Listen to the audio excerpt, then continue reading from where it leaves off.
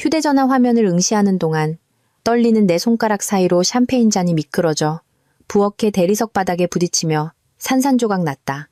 그 소리는 텅 빈 집안의 총성처럼 울려 퍼졌지만 내 가슴 속에서 일어나는 폭발에 비하면 아무것도 아니었다. 내일 당신과 함께 떠날 생각에 너무 설레, 내 사랑. 우리만의 작은 천국, 247호에서 봐.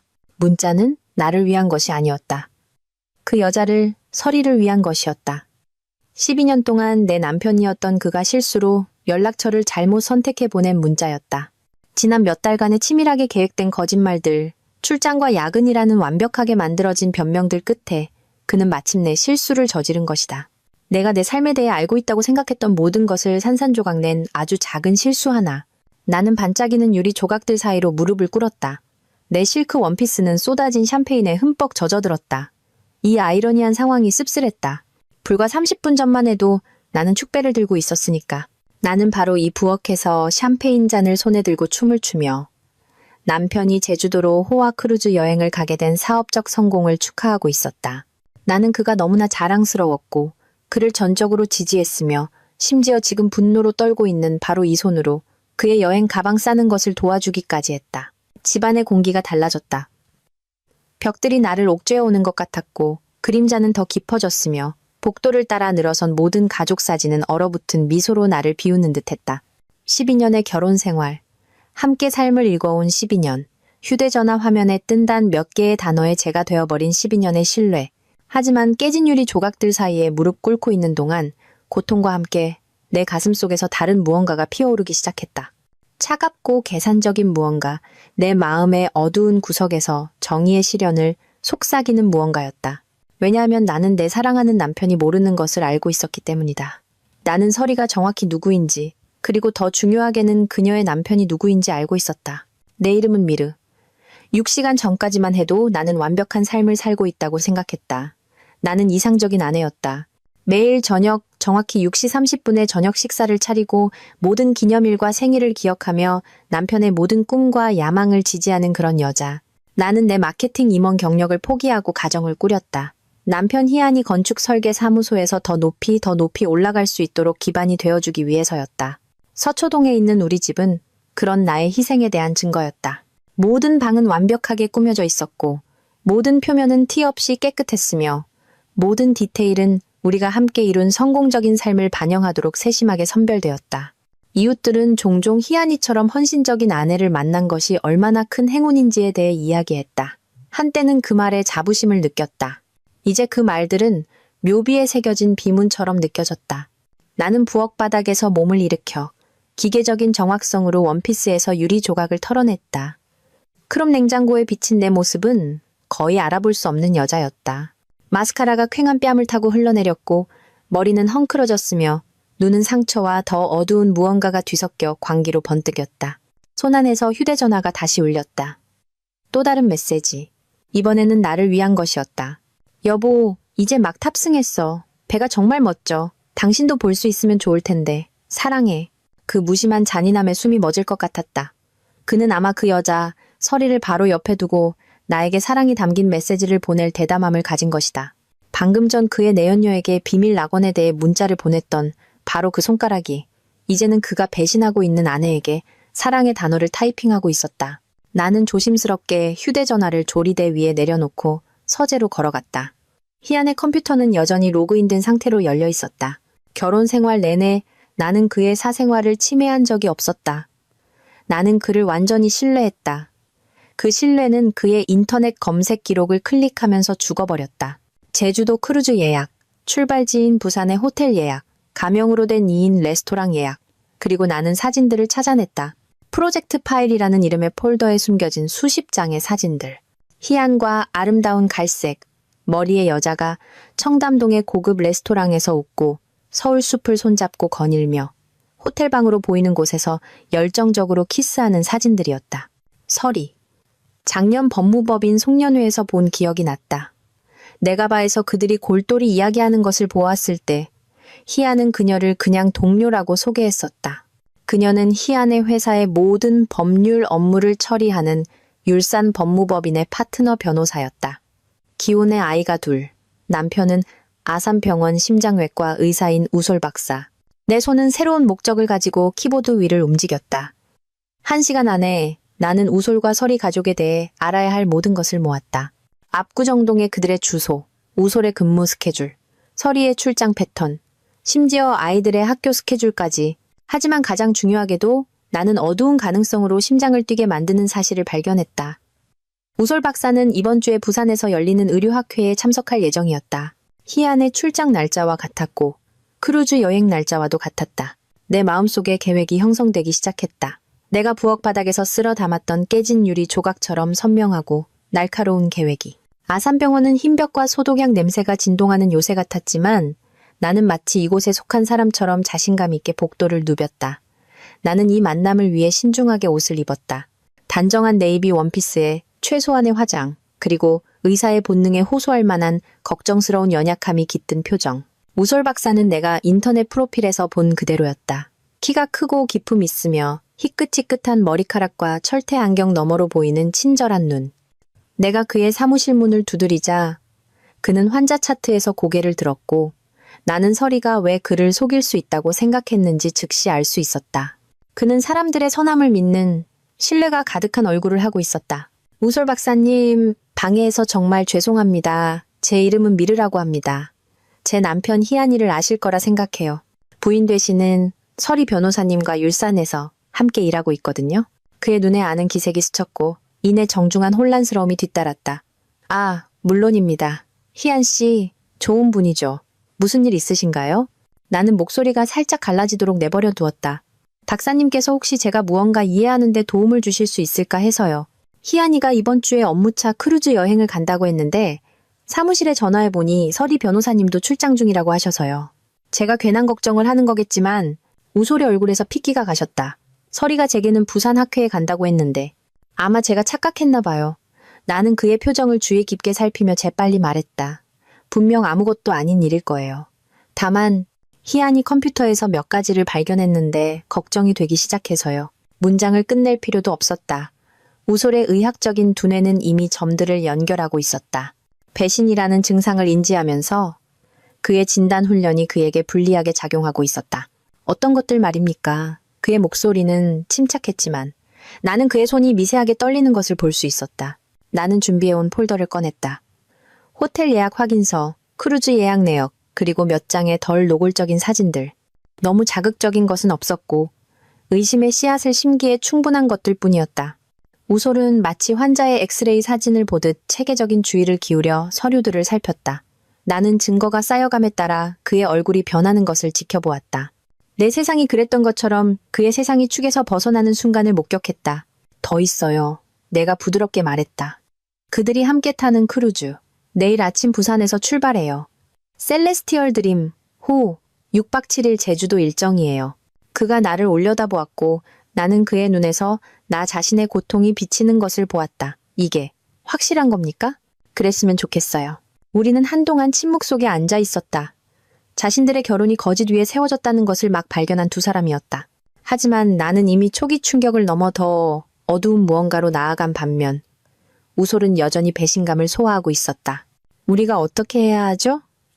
그가 마침내 물었다. 제게 생각이 있어요. 내가 말했다. 하지만 박사님의 도움이 필요해요. 우솔의 펜트하우스는 한강이 내려다 보이는 곳에 있었고 서울의 가장 저명한 심장외과 의사 중 한 명으로서 그의 성공을 증명했다. 우리는 설이가 자신의 불륜으로 아무렇지 않게 파괴하고 있는 가족 생활의 사진들에 둘러싸여 그의 거실에 앉아 있었다. 생일 파티, 가족 휴가, 졸업식 사진들. 이제는 더럽혀진 것처럼 느껴지는 한평생의 추억들이었다. 부산으로 가자는 거군요. 우솔이 크루즈 일정표를 손에 들고 뒤집으며 천천히 말했다. 배 위에서 그들을 마주치는 게 아니에요. 내가 정정했다. 놀라게 하는 거죠. 생각해보세요, 우솔 씨. 그들은 그 배 위에서 안전하다고 생각하고 있어요. 자신들의 흔적을 완벽하게 지웠다고 생각하죠. 우리가 안다는 사실은 꿈에도 모를 거예요. 나는 앞으로 몸을 기울이며 목소리를 거의 속삭이듯 낮췄다. 우리를 봤을 때 그들의 얼굴을 상상해보세요. 자신들의 완벽한 작은 비밀이 가장 공개적인 방식으로 폭로되었다는 것을 깨달았을 때 말이에요. 우솔은 서류를 내려놓고 창가로 걸어가 그의 아내가 아마도 낭만적인 휴가를 위해 짐을 싸고 있을 도시를 내다보았다. 이건 복수처럼 느껴지는군요. 복수 맞아요. 내가 간단히 말했다. 그들은 자신들이 저지른 일의 결과를 마주할 자격이 있어요. 우리가 지금 느끼고 있는 것과 똑같은 충격과 굴욕을 느낄 자격이 있다고요. 아이들도 엄마의 진실을 아는 편이 나을 거예요. 제가 희한이에 대한 진실을 아는 편이 나은 것처럼요. 나는 일어서서 그의 옆창가로 갔다. 보세요, 우솔 씨. 이게 당신에게 너무 과하다면 이해해요. 저 혼자 갈 수도 있어요. 하지만 그들이 계획하고 있는 것을 생각해 보세요. 호화 크루즈에서 7일 동안 우리를 얼마나 교묘하게 속였는지 웃으며 이야기하겠죠. 7일 동안 자신들이 완전히 속였다고 믿으면서요. 창문에 비친 그의 모습은 양심과 씨름하는 남자의 모습이었다. 우리가 어떻게 배에 탈 수 있죠? 크루즈는 몇 달 전에 매진되었을 텐데요. 나는 미소를 지었고 불륜을 발견한 이후 처음으로 만족감에 가까운 감정을 느꼈다. 그건 저에게 맡기세요. 예전 직장에서 아직 인맥이 좀 남아있어요. 그리고 돈은 대부분의 문제를 해결할 수 있죠. 특히 나쁜 평판을 피하고 싶어하는 크루즈 회사를 상대할 때는요. 생각해보세요. 바람피운 아내와 그녀의 애인이 호화 크루즈에서 배우자들에게 발각된다. 이건 바이럴이 될 만한 이야기예요. 사람들이 자신들의 낭만적인 휴가를 예약하기 전에 2번 생각하게 만드는 종류의 이야기죠. 크루즈 회사들은 그런 종류의 스캔들을 조용히 덮기 위해 많은 돈을 지불할 거예요. 우솔이 나를 똑바로 돌아보았고 나는 그의 표정에서 새로운 것을 보았다. 상처뿐만이 아니라 내 가슴 속에서 타오르고 있는 것과 같은 차가운 불꽃의 일렁임이었다. 정확히. 뭘 계획하고 있는 겁니까? 미르 씨? 나는 소파로 돌아가 노트북을 열고 내가 조사한 것을 보여주었다. 셀레스티얼 드림호는 넷째 날 밤에 선장 주최 정찬 만찬이 있어요. 정장 차림의 행사죠. 모든 승객이 초대돼요. 서리와 희한이는 아마 어떤 낭만적인 테이블에 앉아 완벽한 커플인 척하고 있겠죠. 그리고 그때 우리가 등장하는 거예요. 우리 자신도 커플인 것처럼 함께요. 그 함의가 우리 사이에 공기처럼 떠다녔다. 우솔의 얼굴은 충격, 고심, 그리고 마침내 냉엄한 결심처럼 보이는 표정으로 여러 번 바뀌었다. 그들은 우리가 바람을 피우고 있다고 생각하겠군요.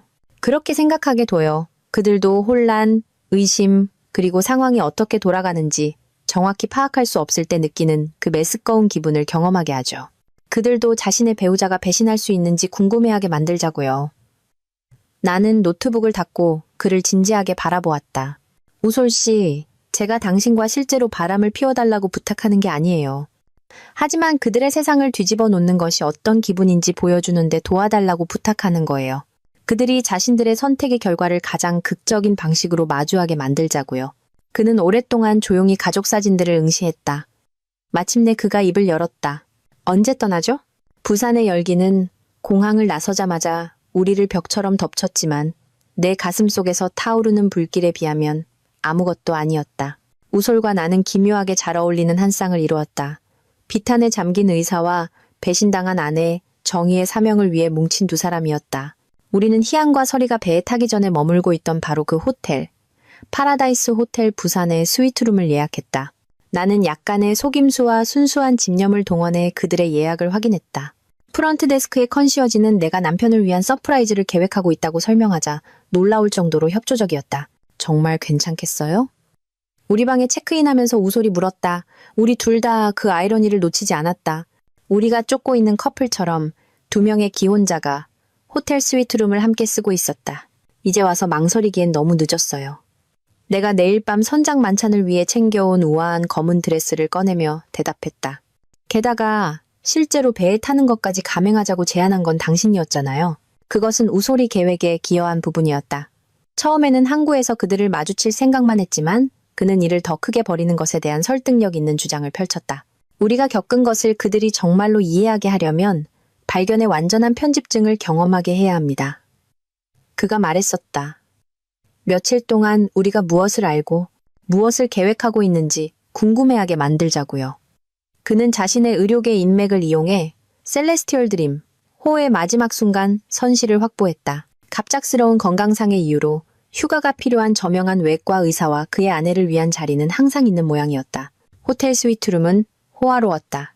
바닥부터 천장까지 이어진 창문 너머로 바다가 보였고 대부분의 사람들 침실보다 큰 대리석 욕실, 크림색과 금색 톤으로 장식된 거실이 있었다. 낭만적이어야 했지만 대신 작전실처럼 느껴졌다.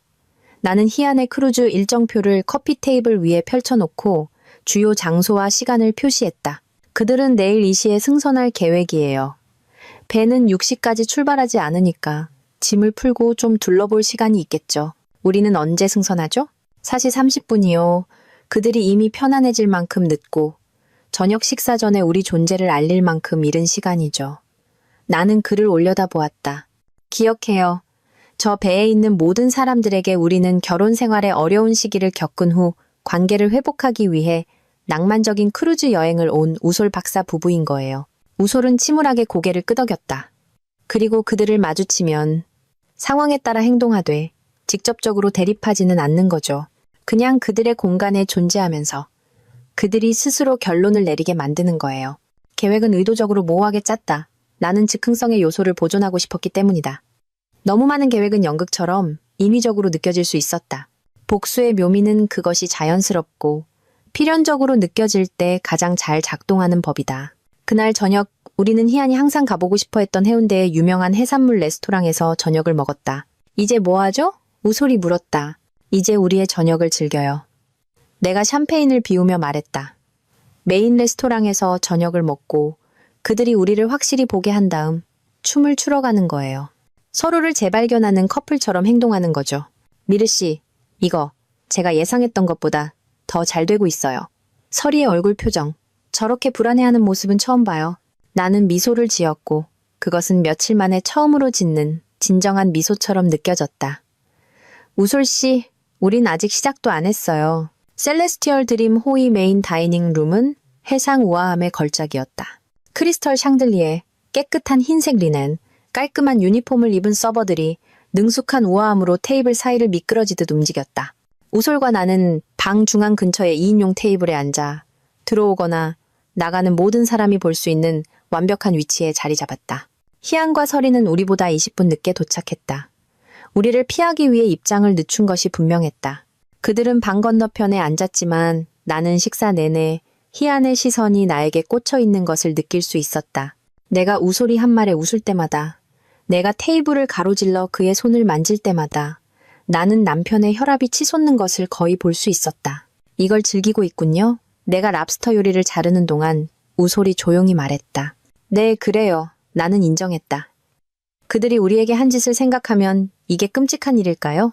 아니요. 전혀 끔찍하다고 생각하지 않아요. 우솔은 함께 있는 동안 나를 놀라게 했다. 그의 내성적인 전문적인 태도 아래에는 놀라운 깊이와 편안함을 느낄 때 드러나는 말은 유머 감각을 가진 남자가 있었다. 그는 희안과는 전혀 달랐다. 내 남편이 화려하고 사교적인 반면 우솔은 사려 깊고 신중했다. 희안이 주목을 요구하는 반면 우솔은 존경을 받았다. 아이들 얘기를 해주세요. 나는 말했다. 부분적으로는 진심으로 궁금했고 부분적으로는 희안이 내가 다른 남자와 친밀하고 개인적인 모습을 보는 것을 원했기 때문이다. 우솔의 얼굴이 부드러워졌다. 아린이는 16살인데 엄마처럼 야망 있고 날카로운 구석이 있어요. 변호사가 되고 싶어 하는데 그게 저를 두렵게 하죠. 아마 훌륭하게 해낼 테니까요. 이든이는 12살인데 더 조용하고 저를 더 닮았어요.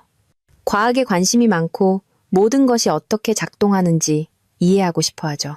아이들은 이 일에 대해 전혀 모르죠? 네. 그리고 영원히 몰랐으면 좋겠어요?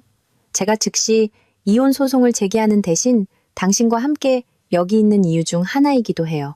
저는 설이가 무슨 생각을 하고 있었는지, 무엇을 계획했는지, 이것이 단지 육체적인 것이었는지, 아니면 우리 가족을 완전히 떠날 준비가 되어 있었는지 이해해야 해요. 나는 방 건너편을 힐끗 보았다. 설이는 분명히 너무 긴장해서 먹을 수 없는지 접시 위에 음식을 뒤적이고 있었다. 만약 후자라면 어떻게 하실 건가요? 솔직히 모르겠어요. 우솔이 내 시선을 따라갔다. 당신은요? 희안 씨를 떠날 건가요? 그 질문이 우리 사이에 공기처럼 떠올랐다. 나는 이 크루즈 여행 너머 그들의 완벽한 낭만적인 휴가를 방해하는 즉각적인 만족감 너머를 실제로 생각해보지 않았다는 것을 깨달았다. 저도 모르겠어요. 내가 마침내 말했다. 일주일 전에 미르라면 어떻게든 해결하려고 했을 거예요. 부부 상담을 받고 자신이 부족했다며 자책했겠죠. 하지만 그 미르는 거짓 속에서 살고 있었어요. 그리고 이 미르는 아직 자신이 누구인지 알아가는 중이에요. 저녁 식사 후 우리는 라이브 밴드가 재즈 스탠더드를 연주하는 배의 메인 라운지로 갔다. 방은 어둑하게 조명되어 있었고 음악에 맞춰 흔들리는 커플들로 가득 차 있었다. 나는 이곳이 우리 연기의 다음 단계를 위한 완벽한 무대가 될 것이라는 것을 알았다. 저와 춤춰요. 내가 손을 내밀며 우솔에게 말했다. 그는 망설였다. 미르 씨, 미리 경고하는데 저는 춤을 잘 못 춥니다. 잘 출 필요 없어요. 내가 말했다. 그냥 진심을 담아 저를 안아주기만 하면 돼요. 우솔은 자신이 주장한 것보다 훨씬 나았다. 그는 조용한 자신감으로 나를 댄스 플로어로 이끌었다. 한 손은 내 허리에, 다른 한 손은 내 손을 잡았다. 우리는 자연스럽게 함께 움직였고 나는 낯설면서도 익숙한 느낌으로 그의 품에 안겨 편안해지는 것을 느꼈다. 그들이 보고 있어요. 우리가 노래에 맞춰 흔들리는 동안 그가 내 귓가에 속삭였다. 나는 그의 어깨 너머로 힐끗 보았고 희안과 서리가 라운지 입구에 서 있는 것을 보았다. 희안은 토할 것 같은 표정이었고 서리는 그와 무언가에 대해 논쟁하는 것처럼 보였다. 좋아요. 내가 다시 속삭였다. 두 사람이 실제로 함께 있고 싶어 할 때 어떤 모습인지 보게 해요. 그 말을 하면서 나 자신이 놀랐다. 왜냐하면 그 말이 사실이라는 것을 깨달았기 때문이다. 우리를 함께하게 만든 인위적인 상황에도 불구하고 우리 관계의 연기적인 측면에도 불구하고 우솔과 나 사이에는 진정한 무언가가 일어나고 있었다. 복수와는 아무런 관련이 없고 두 사람이 서로에게서 가치 있는 무언가를 인식하는 것과 관련된 어떤 연결의 불꽃이었다. 우솔도 그것을 느꼈음이 틀림없다. 음악에 맞춰 움직이면서 그의 팔이 나를 더 꽉 감싸 안았기 때문이다. 잠시 동안 나는 희안을 완전히 잊고 나를 존중과 친절로 대하는 남자에게 안겨있는 단순한 즐거움에 빠져들었다. 미르 씨, 우솔이 부드럽게 말했다. 우리 사이에 이게 무엇이든 단지 그들에게 복수하기 위한 것만은 아니라는 걸 알아줬으면 해요. 나는 그를 올려다보았고 그의 눈에서 나 자신의 혼란과 예기치 못한 감정들이 비치는 것을 보았다. 알아요, 우리. 지금 뭐 하고 있는 거죠? 모르겠어요. 나는 인정했다. 하지만 멈추고 싶지 않아요. 노래가 끝났지만 우리는 즉시 헤어지지 않았다. 우리는 댄스 플로어에 서서 서로를 바라보았다. 주변의 커플들이 바위 주위를 흐르는 물처럼 우리 주위를 움직였다. 마침내 우솔이 뒤로 물러섰지만 내 손은 계속 잡고 있었다. 방으로 돌아갈까요? 나는 말없이 고개를 끄덕였다. 라운지를 떠나면서 나는 희안과 서리의 마지막 모습을 힐끗 보았다. 그들은 이제 작은 테이블에 앉아 긴급한 대화를 나누며 머리를 맞대고 있었다. 희안은 초췌해 보였고 그의 45년 인생보다 더 늙어 보였다. 서리는 우리가 방금 사라진 출구를 계속 힐끗거렸다. 임무 완수. 하지만 우솔과 내가 긴장된 침묵 속에서 우리 스위트룸으로 돌아가는 동안 나는 그 임무가 단순한 복수보다 훨씬 더 복잡한 무언가로 진화했다는 것을 깨달았다. 다음 날 아침, 나는 킹사이즈 침대에서 홀로 잠에서 깼다. 발코니 문으로 햇살이 쏟아져 들어왔고 파도 소리가 평화로운 배경음악을 만들어냈다. 우솔은 내 반대에도 불구하고 또다시 소파에서 잤고 나는 그가 거실 공간에서 조용히 움직이는 소리를 들을 수 있었다. 좋은 아침이에요. 내가 실크 가운을 걸치며 소리쳤다. 좋은 아침입니다. 룸서비스로 커피랑 과일, 페이스트리 좀 시켰는데 괜찮으시길 바랍니다. 나는 그가 이미 카키색 바지와 폴로 셔츠를 입고 발코니에 서서 끝없이 펼쳐진 푸른 카리브해, 아니 제주 앞바다를 바라보고 있는 것을 발견했다. 그는 잠을 많이 못 잔 듯 피곤해 보였다. 마음이 바뀌었어요? 내가 커피 한 잔을 들고 그에게 다가가며 물었다. 3번, 4번은 바뀐 것 같네요. 그가 인정했다. 미르 씨, 우리가 하고 있는 일이 효과가 있어요. 아마 너무 잘 되고 있는 것 같아요. 무슨 뜻이에요? 그가 자신의 휴대전화를 건넸다. 화면에는 새벽 3시에 서리에게서 온 문자 메시지가 있었다. 우솔 씨, 당신이 화난 거 알아요. 하지만 우리 얘기 좀 해야 해요. 다 설명할 수 있어요. 사랑해요. 우리 가족을 사랑한다고요. 제발 전화 줘요. 나는 복잡한 감정이 뒤섞인 채 메시지를 응시했다. 우리의 계획이 원하는 효과를 내고 있다는 승리감. 하지만 동시에 다른 무언가. 불편하게도 질투처럼 느껴지는 감정이었다. 그녀가 두려워하고 있군요. 내가 마침내 말했다. 네. 그리고 제 마음 한구석에서는 답장하고 싶고 그녀에게 설명할 기회를 주고 싶어요. 하지만 그러지 않았군요. 네. 어젯밤 당신 남편과 웃던 그녀의 모습. 자신이 속이는데 성공했다고 생각했을 때 얼마나 행복해 보였는지를 계속 생각하게 되니까요. 나는 커피를 내려놓고 난간에 기댔다. 우솔 씨, 만약 그녀와 이야기하고 싶다면 관계를 회복하려고 노력하고 싶다면 당신은 희안 씨와 관계를 회복하고 싶나요? 그 질문에 나는 할 말을 잃었다. 나는 남편에게서 어떤 메시지도 받지 못했다는 것을 깨달았다. 다급한 문자도, 부재중 전화도, 설명이나 화해를 시도하려는 어떤 노력도 없었다. 그는 저에게 전혀 연락하지 않았어요. 내가 말했고 내 목소리에 담긴 상처를 들을 수 있었다. 미안합니다. 그러지 마세요. 그게 그의 우선순위에 대해 모든 것을 말해주니까요. 우리는 한동안 편안한 침묵 속에서 바다가 흘러가는 것을 지켜보았다. 오늘은 배가 항해만 하는 날이었고 이는 모든 승객이 숨을 곳 없이 배 안에 머문다는 것을 의미했다. 우리의 심리전을 격화시킬 완벽한 기회였다. 오늘 계획은 뭐죠? 우솔이 물었다. 수영장 가판이요. 내가 말했다. 커플 활동, 공개적인 애정 표현. 그들에게 걱정할 거리를 제대로 주는 거죠. 나는 이 목적을 위해 멋진 흰색 비키니를 챙겨왔었다. 노출이 심하지는 않지만 우아하고 몸매를 돋보이게 하는 희안으로 하여금 자신의 아내가 언제부터 이렇게 자신감 넘치고 자신의 성적 매력에 편안해졌는지 의문을 갖게 할 만한 그런 수영복이었다. 1시간 후 우리는 마치 서로에게서 손을 뗄 수 없는 커플처럼 메인 수영장 구역에 나타났다. 나는 모든 각도에서 완벽하게 보이는 자리를 골랐고 우솔은 마치 내 몸에 오랫동안 익숙했던 것처럼 친밀하게 내 어깨와 등에 선크림을 발라주었다. 희안과 설이는 15분 후에 나타났다. 우리를 지켜보고 있었던 것이 분명했다. 그들은 수영장 반대편에 자리를 잡았지만 나는 그들의 시선이 끊임없이 우리에게 꽂혀 있는 것을 느낄 수 있었다. 같이 수영해요. 나는 근처 승객들에게 들릴 만큼 큰 소리로 우솔에게 말했다. 수영장은 붐볐지만 우리는 연인처럼 장난칠 공간을 찾았다. 웃고 물을 튀기며 우솔이 물속에서 나를 들어올리는 동안 나는 그의 목에 팔을 감았다. 어떤 관찰자에게든 우리는 새로운 로맨스를 축하하는 커플처럼 보였다. 하지만 이상한 일이 벌어지고 있었다. 연기가 현실이 되고 있었다. 내 허리를 감싼 우솔의 손길은 자연스럽고 보호적으로 느껴졌다. 나를 볼 때 그의 미소는 계산된 것이 아니라 진심이었다. 그가 내 귓가에 재미있는 말을 속삭이기 위해 나를 가까이 끌어당겼을 때 나는 복수 계획과는 아무런 관련이 없는 방식으로 그의 가까움에 반응하고 있는 나 자신을 발견했다. 미르 씨, 그가 우리가 함께 물에 떠 있는 동안 허리에 손을 얹은 채 조용히 말했다. 알아요. 내가 속삭여 답했다. 저도 느껴요. 이거 복잡해지네요. 같이 있는 모든 것은 복잡한 법이죠. 근처에서 물이 튀는 소리에 우리의 대화가 중단되었다.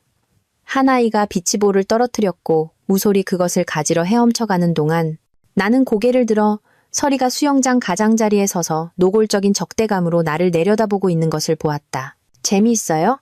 그녀가 가짜 달콤함이 뚝뚝 묻어나는 목소리로 물었다.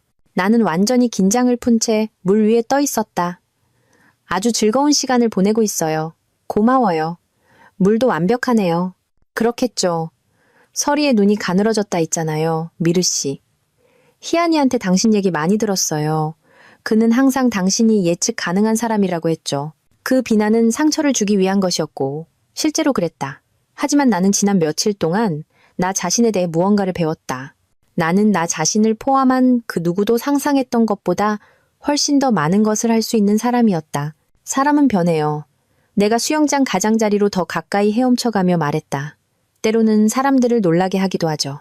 지금 그러고 있는 건가요? 사람들을 놀라게 하는 거? 나 자신을 놀라게 하고 있어요. 나는 솔직하게 대답했다. 설이의 표정은 약간 흔들렸다.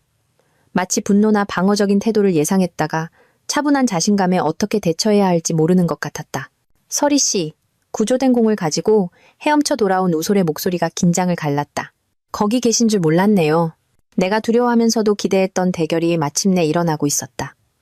우솔은 어린 주인에게 공을 건네주고 수영장에서 몸을 일으켰다. 그의 탄탄한 몸에서 물이 흘러내렸다. 여보, 설이의 목소리는 이제 더 부드럽고 불확실했다. 좋아 보이네요. 고마워요. 그의 말투는 정중하지만 거리가 있었다. 마치 직장 동료에게 말하는 것 같았다. 여보, 우리 얘기 좀 해야 해요. 제발. 할 얘기 없을 것 같은데요. 설이의 눈에 비친 고통은 진짜였고 잠시 동안 나는 그녀가 거의 안쓰럽게 느껴졌다. 거의. 아이들이 당신을 보고 싶어 해요. 그녀가 필사적으로 말했다. 아린이가 계속 당신 언제 집에 오냐고 물어요. 언젠가는 집에 가겠죠. 우솔이 말했다. 그때 얘기하죠. 그때까지는 뭐 할 건데요? 저 여자랑 저 여자랑 소꿉장난이라도 할 건가요? 그녀가 저 여자라고 말할 때 목소리에 담긴 도끼는 명백했다. 나는 수영장에서 나와 우솔 옆에 섰다. 흰색 비키니에서 물이 뚝뚝 떨어졌다. 우린 아무것도 연기하고 있지 않아요. 내가 조용히 말했다. 우리는 그냥 딱 맞는 순간에 서로를 발견한 두 사람일 뿐이에요. 딱 맞는 순간이라. 서리가 되풀이했다. 참 편리하네요. 다른 사람 남편이랑 비밀 호텔방 잡고 크루즈 여행하는 것보다는 덜 편리하겠죠. 그 말이 도전장처럼 공중에 떠돌았다. 서리의 얼굴은 여러 표정을 거쳐 차가운 분노로 굳어졌다. 당신은 내 결혼 생활에 대해 아무것도 몰라. 알 만큼은 알아요. 그때 희안이 나타났다. 수영장 가판을 가로질러 우리를 향해 빠르게 걸어오고 있었다. 그는 끔찍해 보였다. 면도도 하지 않았고 평소 완벽하던 머리는 헝클어져 있었으며 옷은 마치 입고 잔 것처럼 구겨져 있었다. 미르야. 그가 약간 숨을 헐떡이며 말했다. 우리 얘기 좀 해야 해. 지금 당장. 나는 내 남편을 정말로 그를 바라보았다. 그리고 한때 그토록 사랑했던 남자에 대해 멀고 슬픈 감정 외에는 아무것도 느끼지 못했다. 아니, 내가 간단히 말했다. 할 얘기 없어. 미르야, 제발. 이건 보이는 것과 달라. 나는 그 터무니없음에 거의 웃음이 나올 뻔했다. 다른 남자 아내랑 낭만적인 크루즈 여행 온 것처럼 보이는데 정확히 어떻게 보여야 하는 건데? 네가 오해하는 거야. 난 완벽하게 이해하고 있어. 나는 수건을 집어들고 의도적으로 차분하게 몸을 감쌌다. 네가 몇 달 동안 나한테 거짓말을 해왔다는 걸 이해해. 네가 지금 막 지어낼 변명을 내가 믿을 만큼 어리석다고 생각한다는 것도 이해하고, 그리고 네가 나를 상처 준 것보다 들킨 것에 더 화가 나 있다는 것도 이해해. 희안의 얼굴이 일그러졌다. 잠시 동안 그는 12년 전 내가 결혼했던 젊은 남자처럼 보였다. 연약하고 길을 잃은 모습. 미르야, 사랑해. 난 항상 널 사랑했어. 아니, 내가 말했고 내 목소리에 담긴 확신에 나 자신이 놀랐다. 넌 나라는 아이디어를 사랑한 거야. 아무 질문도 하지 않고 아무 요구도 하지 않으며 아무 문제도 일으키지 않는 아내를 갖는 걸 사랑했지. 하지만 넌 나를 사랑하지 않아, 희안아. 넌 나를 알지도 못해. 그렇지 않아. 내 생일이 언제야, 희안아? 질문은 불쑥 튀어나왔지만 중요하게 느껴졌다. 희안은 입을 열었다가 닫았다. 그의 얼굴에 혼란이 스쳐 지나갔다. 9월, 며칠이던가. 그가 마침내 말했다. 10월 15일.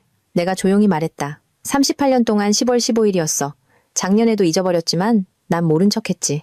뒤따른 침묵은 귀가 먹먹할 정도였다. 우솔이 내게 더 가까이 다가왔다. 만지지는 않았지만 그의 존재를 지지 삼아 내보였다. 서리는 자신의 불륜이 예상했던 것보다 훨씬 더 많은 것을 파괴하고 있다는 것을 분명히 깨달으며 우리 모두를 커지는 공포 속에서 번갈아 보았다. 미르야. 희안이 다시 시도했지만 나는 손을 들어 막았다. 옷 갈아입으러 갈 거야. 내가 말했다. 우솔 씨랑 나는 기항지 관광 계획이 있거든. 기항지, 관광? 서리의 목소리가 약간 갈라졌다. 네, 제주도 우도요. 우솔이 매끄럽게 말했다. 미르 씨가 항상 우도에 가보고 싶어 했거든요. 좋은 경험이 될 것 같아서요. 물론 거짓말이었다. 우리는 그런 계획이 없었지만 그 함의는 분명했다. 희안과 서리가 낭만적인 도피를 계획하는 동안 우솔과 나는 더 깊고 의미 있는 무언가를 쌓아가고 있었다. 우리가 걸어나갈 때 나는 서리가 희안에게 쏘아붙이는 소리를 들었다. 뭐라도 해봐. 저들이 우리를 바보로 만들고 있잖아. 하지만 희안은 대답하지 않았다. 그는 그저 내가 다른 남자와 떠나는 것을 지켜보며 서 있을 뿐이었다. 매일 저녁 준비된 저녁 식사와 미소로 그를 기다리던 여자는 영원히 사라졌다는 것을 마침내 이해하면서 셀레스티얼 드림호에서 제주항으로 우리를 실어 나르는 작은 보트는 흥분한 관광객들로 붐볐지만 우솔과 나는 동반자적인 침묵 속에 앉아 섬이 점점 가까워지는 것을 지켜보았다. 아침의 대결은 우리 둘 다를 지치게 했고 만족감과 정서적 탈진이 기묘하게 뒤섞인 상태로 남았다. 우리가 너무 심했나요? 우리가 붐비는 부두에 내리면서 우솔이 물었다. 어느 부분이요? 공개적인 굴욕을 준 거요? 아니면 우리가 서로에게 마음을 주기 시작했다는 사실이요? 둘 다요? 나는 관광객들의 관심을 끌기 위해 경쟁하는 상인들과 여행 가이드들 사이를 지나가면서 그 질문을 곰곰이 생각했다. 아직 부족하다고 생각해요. 우솔이 나를 날카롭게 쳐다봤다. 무슨 뜻입니까? 그들은 아직 함께 있잖아요. 여전히 저 배 위에 있고 아마 서로를 위로하며 우리가 이 이야기의 악당이라고 스스로에게 말하고 있겠죠. 아직 어떤 실질적인 결과도 마주하지 않았어요. 미르 씨, 무슨 생각하는지 알아요. 이게 정의를 넘어 더 어두운 무언가로 변질되었다는 거요. 하지만 지금 멈출 수 없어요. 우솔 씨. 그들이 우리의 분노를 견뎌내기만 하면 된다고 생각하며 이 상황에서 벗어나게 두지 않을 거예요. 우리는 섬 생활의 활기참에 둘러싸인 청록색 바다가 내려다 보이는 작은 카페에 자리를 잡았다. 우솔은 마가리타 2잔을 주문했고 우리는 항구에 정박해 있는 떠다니는 도시 같은 크루즈선들을 바라보며 앉아 있었다. 솔직히 무슨 생각하시는지 말해주세요. 내가 말했다. 우솔은 한동안 조용히 손안에 잔을 돌렸다. 어느 순간부터 이게 서리와 희안이에 대한 문제가 아니게 되었다는 생각이 들어요. 그럼 뭐에 대한 문제인데요? 당신과 나요. 그의 목소리에 담긴 솔직함에 가슴이 답답해졌다. 물론 그가 옳았다. 계산된 복수극으로 시작된 것이 우리 둘 다 예상치 못한 무언가로 진화했다. 그게 문제인가요? 내가 물었다. 모르겠어요. 3일 전만 해도 저는 성공적인 의사이자 사랑하는 2아이를 둔 행복한 기혼 남성이었어요. 지금은 다른 남자의 아내와 함께 카리브해 섬에 앉아 제 아내를 상대로 정교한 심리전을 꾸미고 있죠. 그리고 그 기분이 어떠세요? 두려워요. 그가 인정했다. 그리고 몇 년 만에 가장 살아있음을 느껴요. 나는 테이블을 가로질러 그의 손 위에 내 손을 얹었다. 우솔 씨, 이 크루즈가 끝난 후에 무슨 일이 일어나든 당신을 만난 것이 이 악몽에서 나온 최고의 일이라는 걸 알아주셨으면 해요. 제가 당신의 결혼을 파괴하는 데 도움을 주고 있는데도요. 제 결혼은 이미 파괴되었어요. 당신은 제가 제 자신을 찾는 것을 돕고 있는 거예요. 우리는 오후 내내 섬을 탐험하며 우리의 사소한 인간, 드라마보다 수색이 앞선 고대 유적지를 방문했다. 문명의 흥망성쇠를 목격한 돌들 사이에 서 있는 동안 우리가 불륜과 상처받은 마음에 대해 걱정하는 것이 겸허하게 느껴졌다. 고대인들은 순환하는 시간을 믿었대요. 우리가 허물어져가는 신전의 계단을 오르며 우솔이 말했다. 일어나는 모든 일은 이전에 일어났었고 다시 일어날 거라고요. 믿으세요? 가끔은요. 모든 세대가 사랑과 배신, 복수를 처음 경험한다고 생각하지 않나요? 그럴지도요. 하지만 그게 우리 고통을 덜 현실적으로 만들지는 않죠. 신전 꼭대기에서는 사방으로 수마일을 볼 수 있었다. 지평선까지 뻗어 있는 정글, 푸른 보석처럼 펼쳐진 바다, 그리고 멀리 우리가 만들어낸 드라마 속으로 우리를 다시 데려갈 우리 크루즈선의 흰색 형태가 보였다. 오늘 밤엔 무슨 일이 있죠? 우솔이 물었다. 오늘 밤은 선장 주최 정찬 만찬이에요. 정장 차림 지정 좌석, 서로를 피할 방법이 없죠. 그리고 나는 미소를 지었고 그 안에 날카로움이 느껴졌다. 오늘 밤 우리가 시작한 것을 끝내는 거예요. 선장 주최 정찬 만찬을 준비하는 것은 마치 전투를 위해 갑옷을 입는 것 같았다. 나는 의상을 신중하게 골랐다.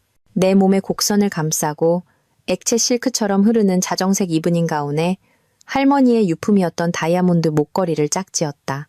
머리는 우아한 신용 스타일로 올리고 화장은 전쟁 페인트를 칠하는 의식처럼 정밀하게 했다.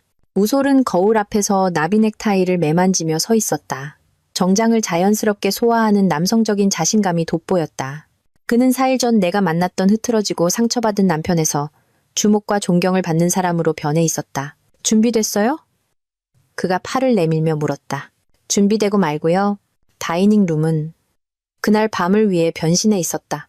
크리스털 잔들이 정교한 샹들리에의 빛을 받아 반짝였고 신선한 꽃들이 모든 테이블을 장식했으며 손님들은 정장 차림으로 우아한 새처럼 공간을 거닐었다. 은색 턱수염을 기른 기품 있는 선장 자신이 입구 근처에 서서 승객들을 맞이하고 있었다. 하지만 나는 선장에게 관심이 없었다. 내 관심은 온통 12번 테이블에 집중되어 있었다. 그곳에는 대여한 턱시도를 입은 희양과 대부분의 사람들, 월급보다 비쌀 법한 빨간 가운을 입고 눈부시게 아름다운 서리가 앉아 있었다. 우솔과 나는 15번 테이블에 앉았다. 관찰하기에 충분히 가깝지만 우리의 신비감을 유지하기에 충분히 먼 거리였다. 나는 지배인에게 매력과 후한 팁을 동원해 특별히 이 배치를 요청했다. 그들, 비참해 보이네요. 우리가 자리에 앉아 우솔이 조용히 말했다. 그가 옳았다. 우아한 옷차림에도 불구하고 희양과 서리는 둘 다 초췌해 보였다. 서로 만지지도 웃지도 심지어 쳐다보지도 않았다. 그들이 계획했던 낭만적인 크루즈는 의심과 편집증의 악몽으로 변해가고 있었다. 안녕하세요. 내 왼쪽에 앉은 쾌활한 할머니 명숙 씨가 말했다. 저는 명숙이고 이쪽은 제 남편 산이에요. 두 분은 뭐 특별한 일이라도 축하하시나요? 결혼 기념일이에요. 내가 매끄럽게 대답했다. 20주년이요. 거짓말이 이제는 쉽게 나왔다. 나는 필요에 따라 가상의 현실을 만들어낼 수 있는 사람이 되어가고 있었고 나는 이런 내 모습이 마음에 들었다. 정말 멋지네요. 우리 산이랑 나는 50주년이에요. 젊은 부부에게 해줄 조언이라도? 우솔이 놀라울 정도의 우아함으로 이 질문을 받아넘겼다. 신뢰와 소통이죠. 그가 테이블 건너편에 내 눈을 마주치며 말했다. 서로를 당연하게 여기지 않는 것. 현명한 말씀이네요. 명숙 씨가 동의했다. 두 분 정말 사랑하는 사이처럼 보여요. 네, 그래요. 내가 말했고 그것이 완전히 거짓말은 아니라는 것을 깨달았다. 저녁 식사는 여러 코스에 걸쳐 진행되었고 각 코스는 이전보다 더 정교했다. 우솔과 나는 완벽하게 역할을 수행했다. 어떤 불특정한 어려운 시기를 겪은 후 다시 연결되는 헌신적인 부부. 우리는 서로의 접시에서 음식을 나눠 먹고 사적인 농담에 웃었으며 부적절하지 않게 자주 서로를 만졌다. 나는 식사 내내 희한히 우리를 지켜보는 것을 느낄 수 있었다. 그의 시선은 내 어깨를 짓누르는 무게 같았다. 우솔과 나 사이의 모든 애정 어린 제스처는 그에게 육체적인 고통을 주는 것 같았다. 두 번째 코스 동안 설이가 화장실에 간다며 자리를 떴다. 나는 5분을 기다렸다가 뒤따라갔다. 여자 화장실은 우아했다. 모두 대리석과 금색 비품으로 꾸며져 있었고 설이가 의자에 주저앉아 머리를 감싸고 있는 휴식 공간이 있었다. 힘든 저녁이네요. 내가 거울을 보며 립스틱을 고치면서 대화하듯 물었다. 설이가 고개를 들었다. 그녀의 눈은 완벽한 화장에도 불구하고 충혈되어 있었다. 뭘 원해요, 미르 씨? 당신에게서는 아무것도요. 나는 솔직하게 대답했다. 나는 이미 필요한 모든 것을 가졌으니까요. 자신이 아주 영리하다고 생각하죠. 그렇죠? 내 남편과 함께 여기에 나타나서 나를 바보로 만들고 내가 당신을 바보로 만드는 게 아니에요, 설이 씨. 당신이 내 남편과 바람을 피우기로 결정했을 때 스스로 그렇게 만든 거죠. 당신은 이해 못해. 난 완벽하게 이해해요. 당신은 모든 것을 가질 수 있다고 생각했죠.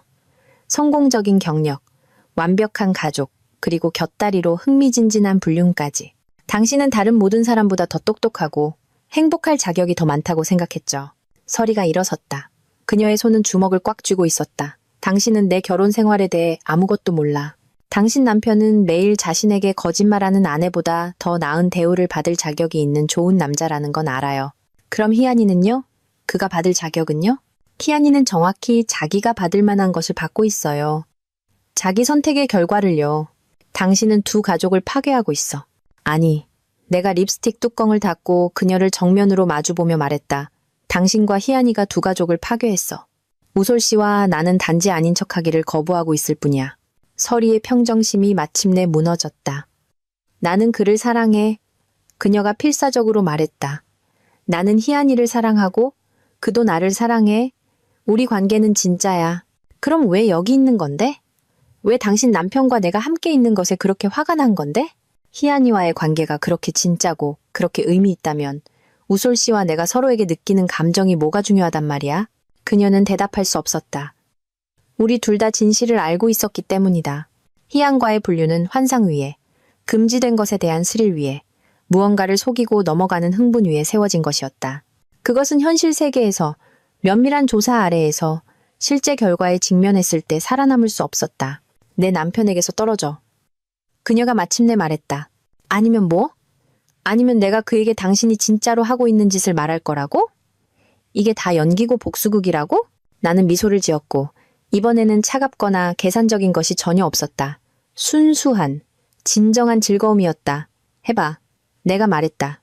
그에게 말해. 하지만 그 전에 이거 먼저 자문해보는 게 좋을 거야. 만약 이게 더 이상 연기가 아니라면? 만약 우솔 씨와 내가 함께 진짜 무언가를 찾았다면? 만약 우리가 실제로 잘 맞고 실제로 행복하다는 것을 발견했다면?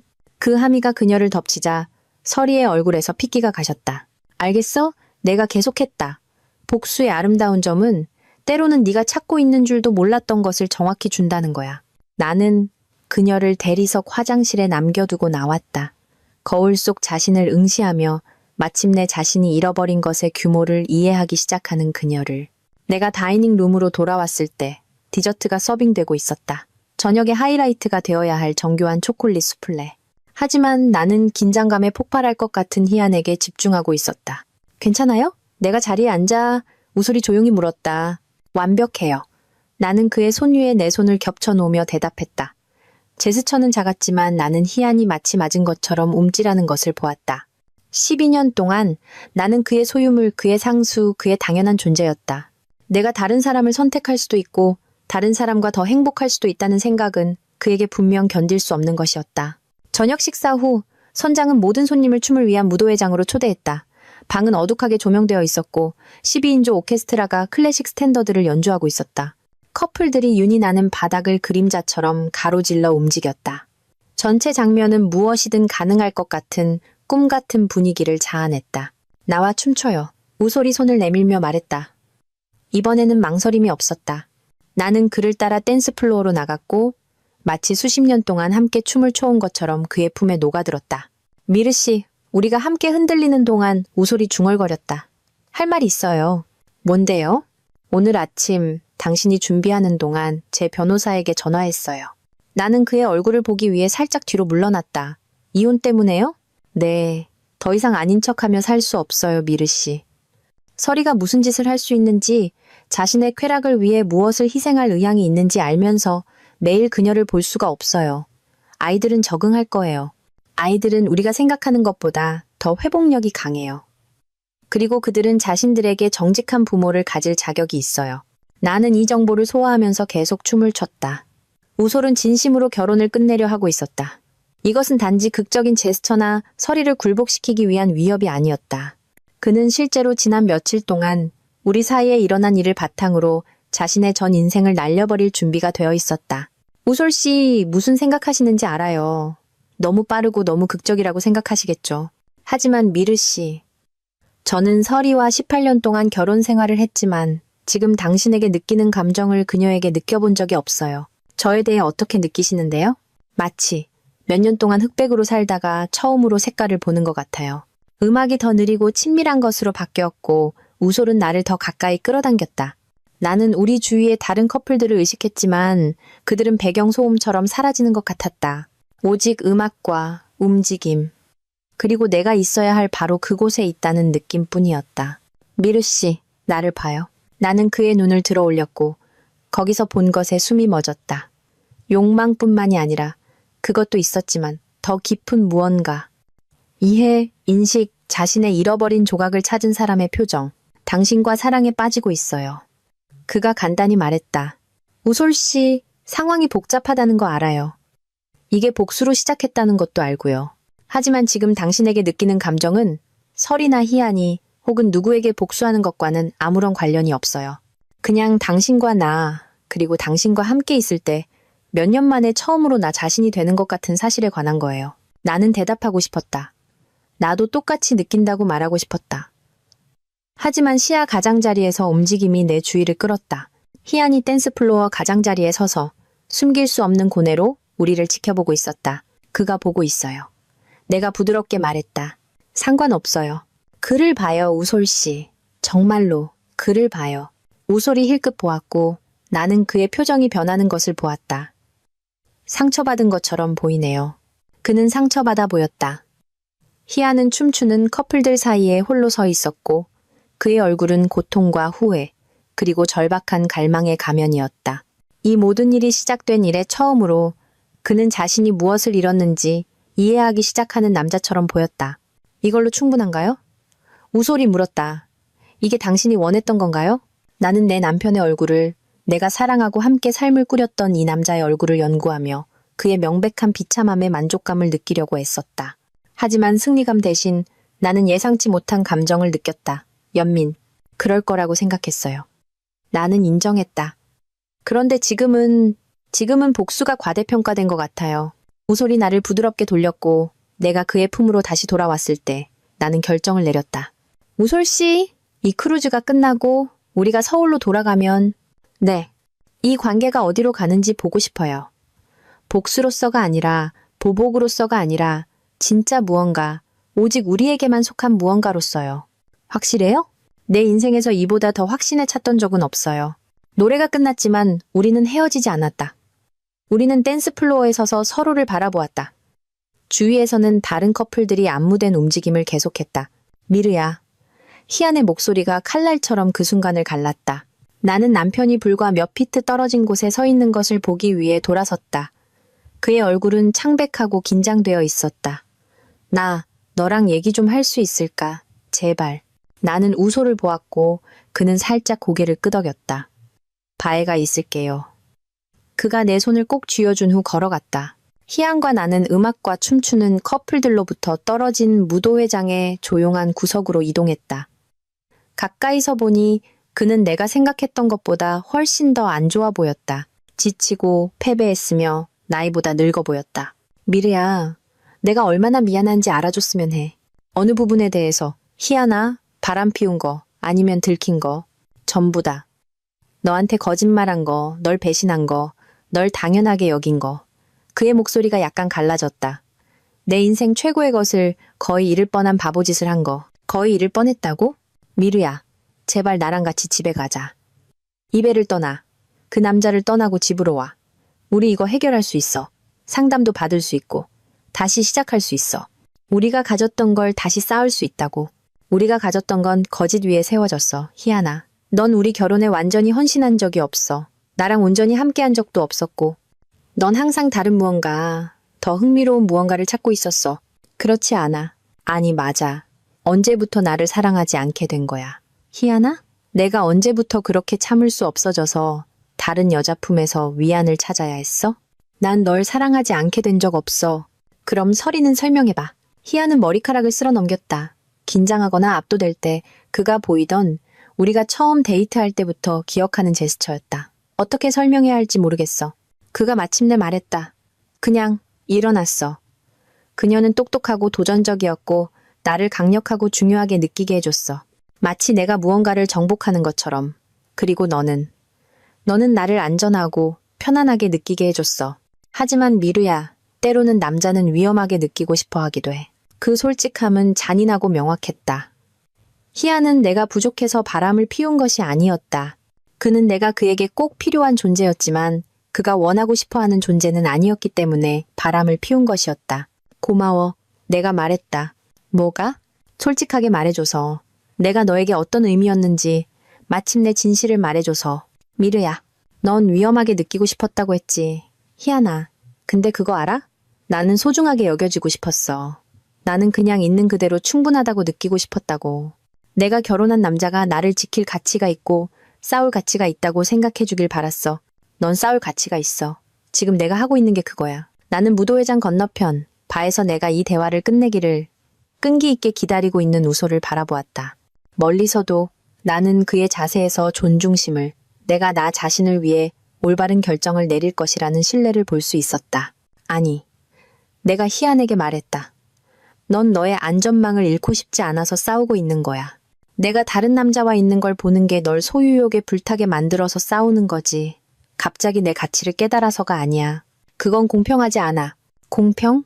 나는 웃었고 유머 없는 소리였다. 희안아, 공평한 건 네가 우리 결혼에 안절부절못하기 시작했을 때 나랑 얘기하는 거였어. 네가 다른 곳에서 흥분을 찾기로 결정하기 전에 부부 상담을 받는 거였지. 거짓말 대신 정직함이 공평한 거였어. 내가 어떻게 하길 원해? 어떻게 이걸 고쳐? 고칠 수 없어. 어떤 것들은 한번 부서지면 수리할 수 없어. 나는 돌아서서 걸어가려 했지만 희안이 내 팔을 잡았다. 미르야, 제발, 사랑해. 나는 그에게 돌아섰고 잠시 동안 몇 년 전 내가 사랑에 빠졌던 젊은 남자를 보았다. 나를 사랑하고 존중하며 다른 모든 일을 버리고 상호 존중과 공유된 꿈의 삶을 만들겠다고 약속했던 그 남자. 알아, 내가 부드럽게 말했다. 하지만 희안아, 존중과 신뢰, 그리고 네 파트너가 진실을 알 자격이 있다는 기본적인 배려가 없다면 사랑만으로는 충분하지 않아. 그 남자는? 희안이 우소를 향해 고개를 까딱했다. 그를 사랑해? 사랑하게 되고 있어. 4일 만에? 때로는 4일의 정직함이 12년의 거짓말보다 더 가치 있을 때도 있어. 나는 그의 소나귀에서 내 팔을 빼냈다. 거칠지 않게, 하지만 단호하게. 잘 가, 희안아. 미래야, 잠깐만. 우리 집은? 우리 삶은? 우리가 함께 만든 모든 건? 알아서 해결하겠지. 변호사든 중재인이든 공평하게 나누기 위해 필요한 건 뭐든지. 하지만 이건 끝났어. 나는 그에게서 멀어져 우솔이 기다리는 무도회장 건너편으로 다시 걸어갔다. 희아는 따라오지 않았고 소란을 피우지도 않았다. 그는 그저 내가 그를 버리고 다른 남자를 선택하는 것을 지켜보며 서 있을 뿐이었다. 행동에는 결과가 따르고 한번 불타버린 다리는 결코 다시 지을 수 없다는 것을 마침내 이해하면서 다음 날 아침 거친 바다와 폭풍 경보로 승무원들은 고정되지 않은 모든 것을 단단히 묶고 있었다. 우솔과 나는 파도가 몰아치는 와중에도 담요를 두르고 커피를 마시며 우리 발코니에 앉아 바다가 그 힘을 과시하는 것을 지켜보았다. 후회해요. 우솔이 배의 선체에 부딪히는 회색 파도를 보며 물었다. 어젯밤 일은 전혀요. 이 모든 일에 대해서는요? 나는 그 질문을 진지하게 고민했다. 4일 전, 나는 다른 삶을 사는 다른 사람이었다. 그 미를 하면 그 이후 일어난 모든 일에 경악했을 것이다. 속임수, 복수극, 육체는 아니었지만 마음의 불륜. 하지만 결혼의 잔해 속에서 나타난 이 미르는 그 어떤 것에 대해서도 부끄러움을 느끼지 않았다. 후회 없어요. 내가 마침내 말했다. 당신은요? 아이들에게 미안해요. 그들의 삶을 방해하고 그들이 가족에 대해 알고 있던 모든 것을 바꾼 것에 대해서요. 그들은 결국 서리 씨의 불륜에 대해 알게 될 거예요.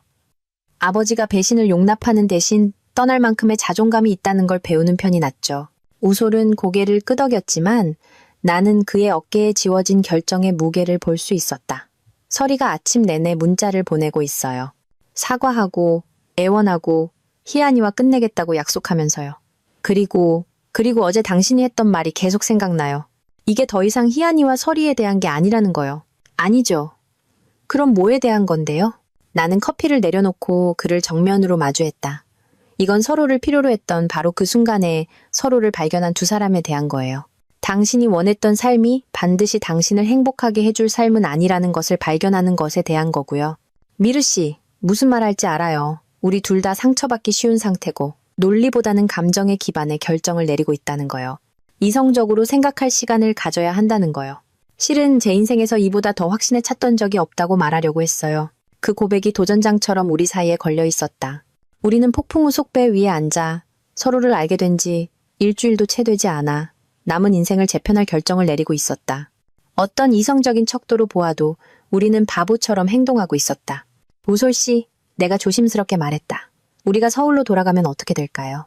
극적인 배경이 사라지고 우리가 이 모든 혼돈 속에서 진짜 무언가를 만들려고 노력하는 그냥 두 사람이 되면요. 모르겠어요. 그가 인정했다. 하지만 알고 싶다는 건 알아요. 유난히 큰 파도가 배의 뱃머리를 덮쳐 우리 발코니에 물보라를 일으켰고 우리는 안으로 피신해야 했다. 폭풍은 점점 더 심해지고 있었고 선장은 모든 승객이 폭풍이 지나갈 때까지 선실에 머물러야 한다고 발표했다.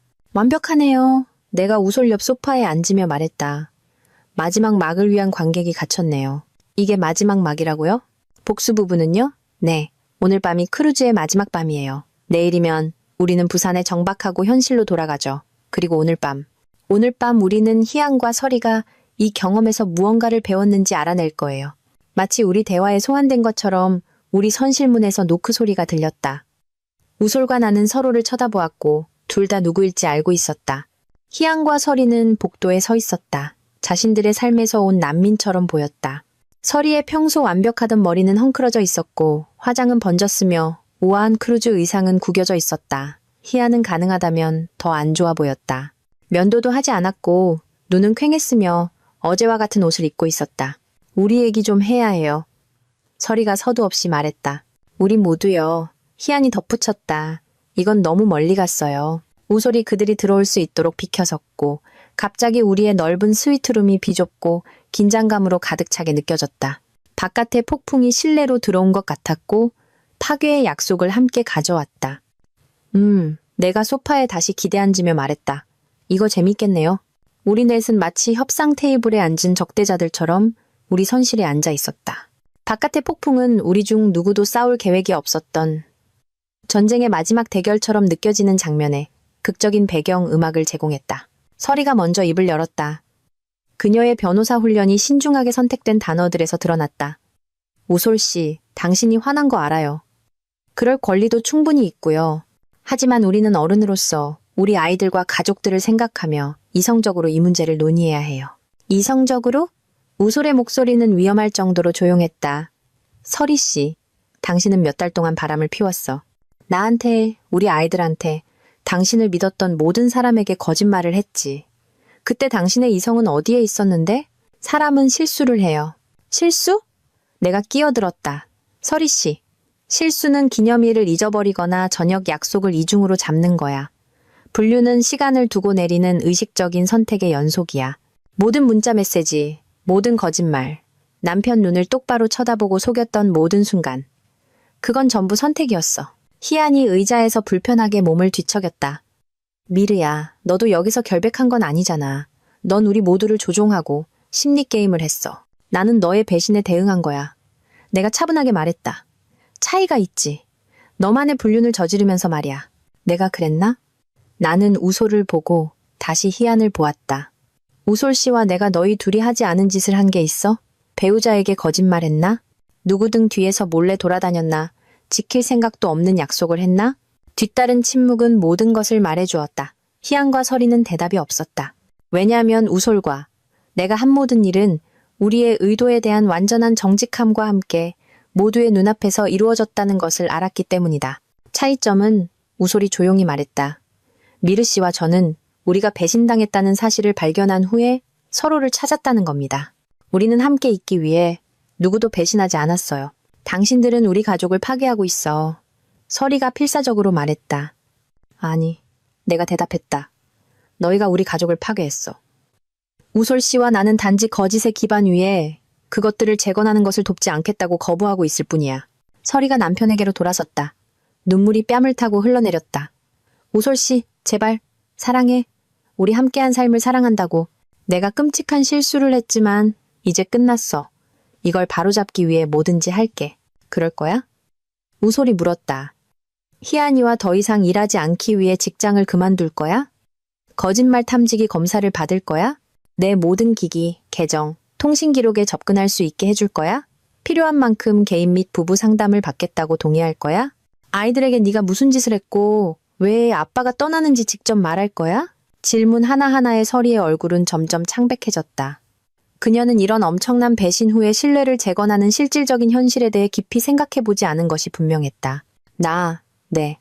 그게 필요하다면 네. 그리고 희안 씨, 우솔이 내 남편에게로 돌아서며 계속했다. 당신도 똑같이 할 겁니까? 직장을 그만두고 감시를 받고 우리가 아는 모든 사람에게 당신의 불륜에 대해 말하고 당신의 결혼을 파괴한 것에 대한 전적인 책임을 질 겁니까? 희안은 입을 열었다가 닫았다. 설이처럼 그도 결과라는 것이 다른 사람들에게만 일어나는 일이 아니라는 것을 이해하기 시작했다. 그럴 줄 알았어요. 우솔이 말했다. 당신들은 책임 없이 용서를 원해요. 재건하는 노력 없이 결혼 생활을 되찾고 싶어 하죠. 그건 공평하지 않아요. 희안이 항의했다. 공평? 나는 일어서서 창가로 걸어가 밖에서 몰아치는 폭풍을 보았다. 희안아, 뭐가 불공평한지 알고 싶어. 불공평한 건 네 아내가 다른 남자와 낭만적인 휴가를 계획하는 동안 매일 밤 그녀 옆에 누워있는 거야. 불공평한 건 12년의 헌신이 배신으로 갚아지는 거야. 나는 방을 향해 돌아섰다. 불공평한 건 네가 삶을 함께 쌓아온 남자가 너를 그의 야망을 위한 편리한 액세서리 이상으로 보지 않았다는 걸 깨닫는 거야. 미르야, 그건 사실이 아니야. 아니, 사실이야. 설이랑 이 크루즈를 계획할 때 내 생각은 조금이라도 했어? 내가 알게 되면 어떻게 느낄지 고려했어? 나에게 한 약속. 네가 했던 서약을 신경 썼어? 희아는 내 눈을 마주치지 못했다. 물론 내 생각했지. 그리고 너는 나에게 이렇게 심한 상처를 줄 위험을 감수할 가치가 있다고 결정했구나.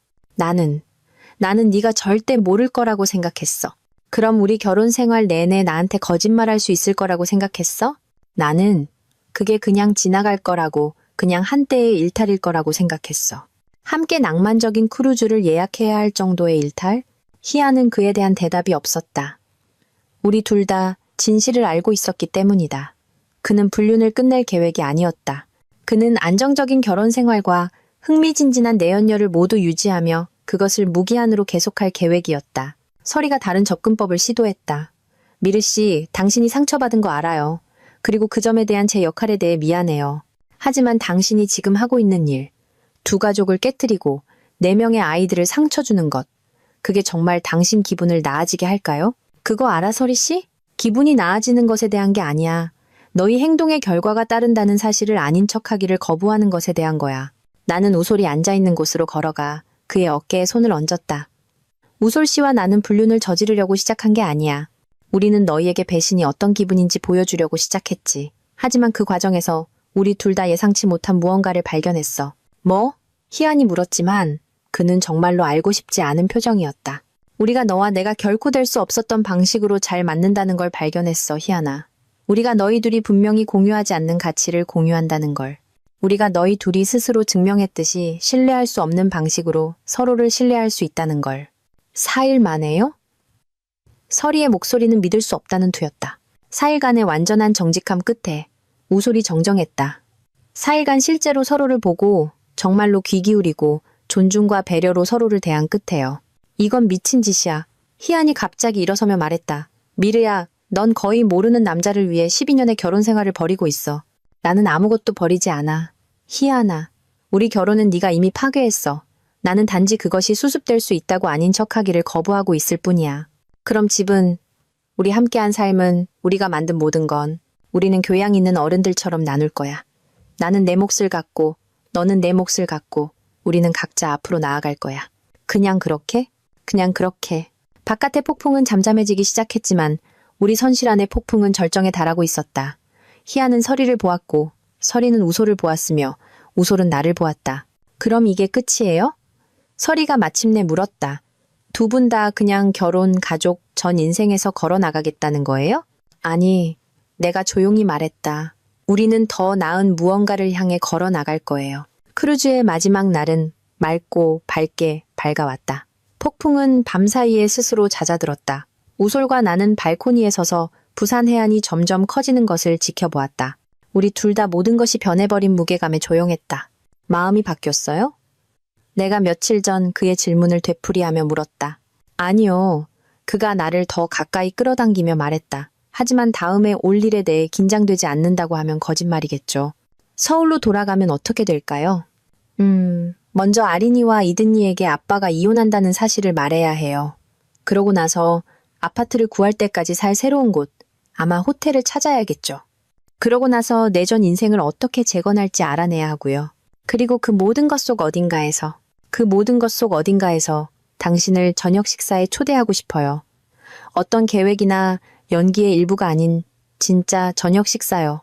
그냥 우리 둘이 드라마나 복수극 없이 서로를 알아가는 거죠. 좋아요. 우리는 편안한 침묵 속에서 짐을 쌌다. 우리 둘 다 우리가 서로를 발견한 이 떠다니는 안식처를 떠나기를 꺼려했다. 몇 시간 후면 우리는 변호사, 물류, 그리고 몇 년 동안 엮여있던 삶을 푸는 복잡한 일을 처리하며 현실 세계로 돌아갈 것이다. 미르 씨, 우솔이 마지막 셔츠를 접으며 말했다. 무슨 일이 일어나든 이 4일이 제 인생에서 가장 의미 있는 시간이었다는 걸 알아줬으면 해요. 저도 마찬가지예요. 배신과 복수로 시작되었지만요. 특히 배신과 복수로 시작되었기 때문에요. 만약 희한이가 바람을 피우지 않았다면, 만약 내가 알지 못했다면, 만약 내가 무언가 하기로 결심하지 않았다면 우리는 결코 만나지 못했을 거예요. 그럼 그에게 감사해야겠네요? 나는 그것을 생각했다. 그의 배신이 나를 당신에게 이끌어준 것에는 감사하지만 내 헌신을 받을 자격이 없는 남자에게 낭비한 12년에는 감사하지 않아요. 문에서 노크 소리가 들렸다. 하선을 위해 짐을 수거하는 승무원이었다. 이 대체 현실에서의 우리 시간은 끝나가고 있었다. 배를 가로질러 통로로 나아가는 동안 우리는 복도에서 희안과 서리를 지나쳤다. 그들은 5일 전 자신감 넘치던 커플과는 다른 사람처럼 보였다. 서리의 평소 완벽하던 평정심은 깨져 있었고 그녀의 명품 의상은 어딘가 초라해 보였다. 희안은 몇 년은 늙어 보였고 그의 얼굴은 피로와 패배감으로 잿빛이었다. 미르야, 우리가 다가가자. 희안이 말했다. 난 그냥 네가 무슨 결정을 하든 행복했으면 좋겠다고 말하고 싶었어. 그 말에 진심에 나는 놀랐다. 이 모든 시련이 시작된 이래 처음으로 희안은 내가 한때 사랑했던 남자처럼 들렸다. 겸손하고 진실하며 계산이나 조작 없이. 고마워. 내가 말했다. 너도 네가 인생에서 정말로 원하는 게 뭔지 알아내길 바라. 희안아. 그리고 다음번에는 처음부터 솔직하길 바라. 서리가 앞으로 나섰다. 그녀의 눈은 충혈되었지만 목소리는 차분했다. 우솔 씨, 아이들은 언제 말할 거예요? 내일이요. 우솔이 대답했다. 아린이 먼저, 그 다음 이든이. 때로는 어른들이 고칠 수 없는 실수를 하고 모든 것이 괜찮은 척하는 것보다 다시 시작하는 것이 가장 친절한 일이라고 설명할 거예요. 그리고 우리는 원만하게 공동 양육을 할 수 있을까요? 그건 전적으로 당신에게 달려 있어요. 서리 씨, 당신이 자신의 선택에 대한 책임을 받아들이고 당신에게 편리한 것보다 아린이와 이든이에게 최선인 것에 집중할 수 있는지에 달려 있죠. 대화는 어색했지만 필요했다. 독성을 띤 무언가를 제거하는 수술처럼. 우리가 말하는 동안 다른 승객들이 우리 주위를 흘러갔다. 휴가를 마친 가족들과 커플들이 일상으로 돌아가고 있었다. 하지만 우리 넷에게는 다시는 아무것도 일상적이지 않을 것이다. 잘 가요, 미르 씨. 서리가 마침내 말했다. 잘 가요, 서리 씨. 우리는 악수도 포옹도 존재하지 않는 우정이나 용서를 가장하지도 않았다. 우리는 그저 한 장의 끝과 다음에 올 무엇이든의 시작을 인정했을 뿐이다. 우솔과 나는 우리의 결정의 무게와 함께 짐을 들고 통로를 함께 걸어 내려갔다. 우리 뒤에서 셀레스티얼 드림, 호는 다음 항해를 준비하고 있었다. 다음 승객 그룹은 탈출, 모험, 혹은 아마도 자신을 다르게 볼 기회를 찾고 있을 것이다. 그래서 우리가 터미널에 도착하자 우솔이 말했다. 내일 저녁 식사. 내일 저녁이요. 나는 동의했다. 하지만 화려한 곳 말고요. 그냥 얘기할 수 있는 곳으로요. 딱 좋은 곳을 알아요. 연남동의 작은 이탈리안 레스토랑은 희안이 항상 선호했던 우아한 식당과는 전혀 달랐다. 비좁고 시끄러웠으며 제각각인 테이블과 가족 사업의 유쾌한 혼란으로 가득 차 있었다. 우솔과 나는 구석 테이블에 앉아 키안티 와인 한 병과 수제 파스타 한 접시를 나누며 완전히 평범하고 멋진 무언가에 대해 웃고 있었다. 오늘 아린이가 또 당신에 대해 물어봤어요. 우솔이 포크로 링귀니를 돌리며 말했다. 아빠의 마음을 훔쳐간 여자를 언제 만날 수 있는지 알고 싶어 하더라고요. 난 아무것도 훔치지 않았어요. 내가 항의했다. 당신 마음이 지켜지지 않고 있었고 내가 그냥 차지했을 뿐이죠. 그렇게 말하니까 훨씬 낭만적이네요.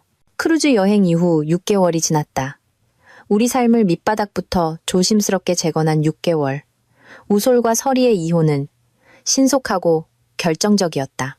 그녀는 처음에는 싸우려 했지만 그녀의 변호사는 간통이 그녀의 입장을 불리하게 만든다고 조언했다. 희안과의 내 이혼은 12년의 결혼 생활 동안 축적된 자산 분할을 포함하여 더 복잡했지만 마침내 끝났다. 희안이 소식은요? 우솔이 물었다. 약혼했대요. 우솔은 와인에 거의 살에 들릴 뻔했다. 서리 씨랑요? 아니, 자기 사무실의 26살짜리 여직원이랑. 미혼이고 그를 성숙하고 세련됐다고 생각하는 모양이야. 빠르네요. 희안이는 혼자 있는 걸 싫어해. 자기를 돌봐주고 중요하게 느끼게 해줄 사람이 필요하거든. 그냥 그 여자가 안쓰러울 뿐이야. 자기가 뭘 감수하고 있는지 전혀 모를 테니까. 서리는 당신이 떠난 후 일에 몰두했어요. 6개월 일찍 파트너가 됐고 펜트하우스 아파트로 이사했고 아이들을 위해 전임 보모를 고용했죠. 아마 결혼이라는 부담 없이 더 잘 지내고 있다고 스스로에게 말하고 있을 거예요. 아이들은 괜찮아요? 이것은 항상 우솔의 주된 걱정이었고 아린이와 이든이의 삶을 방해한 것에 대해 그가 짊어진 죄책감이었다. 하지만 내가 그들을 몇 번 만나는 동안 관찰한 바로는 그들은 예상보다 더 잘 적응하고 있었다. 아이들은 알고 보니 어른들이 정직할 때 새로운 현실에 적응하는 데 놀라울 정도로 능숙했다. 회복력이 강해요. 내가 말했다. 지난주에 아린이가 나한테 아빠랑 결혼할 계획이냐고 물어봤어요. 뭐라고 대답했어요? 아빠랑 나는 함께 매우 행복하고 만약 그가 언젠가 나에게 물어본다면 아마 예라고 대답할 거라고 말했죠. 우솔은 포크를 내려놓고 나를 진지하게 바라보았다. 미르 씨, 그거 힌트인가요? 그럴지도요. 그는 웃으며 테이블을 가로질러 내 손을 잡았다. 있잖아요. 6개월 전 제 사무실에서 당신을 처음 만났을 때 누군가 내가 여기서 당신과 미래를 계획하고 있을 거라고 말했다면 그들이 미쳤다고 생각했을 거예요. 그리고 지금은요. 지금은 광기가 과소평가된 것 같아요. 나는 작은 레스토랑을 둘러보았다. 식사를 나누는 가족들, 대화에 빠진 커플들, 좋은 음식과 좋은 동반자의 단순한 즐거움. 이것이 행복의 모습이라는 것을 깨달았다. 웅장한 제스처나 극적인 선언이 아니라 정확히 올바른 사람과 함께 정확히 있어야 할 곳에 있다는 조용한 만족감. 우솔 씨, 내가 말했다. 우리가 다른 상황에서 만났다면 어떻게 됐을지 궁금해한 적 있어요? 배신이나 복수, 극적인 크루즈선 대결이 없었다면요. 가끔은요, 그가 인정했다. 하지만 그때는 우리가 다른 상황에서는 서로를 위한 준비가 되어 있지 않았을지도 모른다고 생각해요. 어쩌면 우리는 지금 우리가 가진 것을 감사할 수 있는 사람이 되기 위해 우리가 겪었던 모든 것을 겪어야 했을지도 몰라요. 희안이랑 설이가 우리에게 좋은 일을 해준 거라고 생각하세요? 희안이와 설이는 압박 속에서 우리가 진짜 어떤 사람인지 보여줬다고 생각해요. 그리고 알고 보니 우리는 편안함보다 정직함을 선택하고 편리함보다 진실성을 중시하며 안전한 것에 안주하기보다 진짜 무언가를 위해 위험을 감수할 의향이 있는 사람들이더군요. 나는 와인잔을 들었다. 그럼 희안이와 설이를 위하여, 정확히 그들이었던 그대로의 모습을 보여준 것에 대하여, 희안이와 설이를 위하여 우솔이 동의하며 내 잔에 그의 잔을 부딪혔다. 그리고 더 나은 우리를 위하여. 우리는 레스토랑이 저녁 손님들로 붐비면서 저녁 식사를 마쳤다. 세상의 작은 구석에서 만족하며 내일 우솔은 주말을 함께 보낼 아이들을 데리러 갈 것이고 나는 우리가 별개의 삶을 새롭고 공유된 무언가로 서서히 섞어가면서 만든 전통인 일요일 브런치에 합류할 것이다. 내일 우리는 우리가 선택한 삶을 계속해서 만들어갈 것이다. 이전의 삶보다 아마 더 복잡하지만 무한히 더 정직한 삶. 배신이 어떤 대가를 치르는지 그리고 신의가 얼마나 가치 있는지 정확히 아는 기반 위에 세워진 삶. 하지만 오늘 밤은 우리가 이제 공유하는 아파트로 돌아가 서로의 품에 안겨 잠들 것이다. 우리를 함께하게 한 폭풍과 우리가 머물 수 있게 해준 고요함에 감사하며 밖에서는 서울이 영원한 에너지로 윙윙거렸다. 실수를 하고 사랑을 찾고 때로는 자신에게 일어난 최악의 일이 자신에게 일어난 최고의 일로 이어질 수 있다는 것을 발견하는 사람들로 가득 찬 도시. 세상의 작은 우리 구석에서는 가장 신뢰했던 사람들에게 배신당한 두 사람이 그들이 찾고 있지 않았던 무언가를 발견했다. 싸울 가치가 있는 사랑, 진실 위에 세워진 파트너십. 그리고 다시 시작하는 것이 행복을 찾는 유일한 방법일 때 다시 시작할 만큼 용감해지기로 선택하는 데서 오는 깊은 만족감. 그리고 그것이 우리를 파괴하려 했던 자들에 대한 완벽한 복수가 아니라면 무엇이 복수인지 나는 알지 못했다.